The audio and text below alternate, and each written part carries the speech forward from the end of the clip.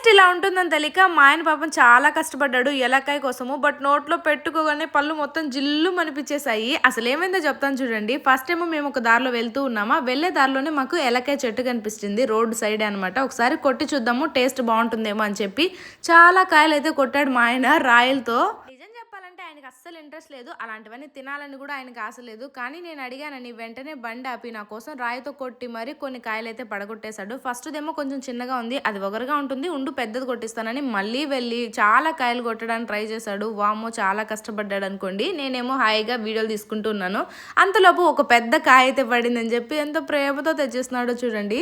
తెచ్చివ్వడమే గొప్ప అనుకుంటే అక్కడే పగలగొట్టి టేస్ట్ కూడా ఇక్కడే చెయ్యి అని చెప్పించాడు. ఫస్ట్ నేను మా ఆయనకే ఇచ్చాను, ఒకసారి టేస్ట్ నీకు ఎలా అనిపించిందని. నోట్లో పెట్టుకున్న వెంటనే చాలా బొగరగా ఉందని చెప్పాడు. తర్వాత నువ్వు కూడా ఒకసారి ట్రై చెయ్యి అని చెప్పి ఇచ్చాడు. అబ్బో నేనైతే నోట్లో పెట్టుకోగానే పళ్ళు మొత్తం జిల్లుమన్నాయి. ఇంతకీ మీరు ఎప్పుడైనా ఇలాంటి పనులు చేశారా?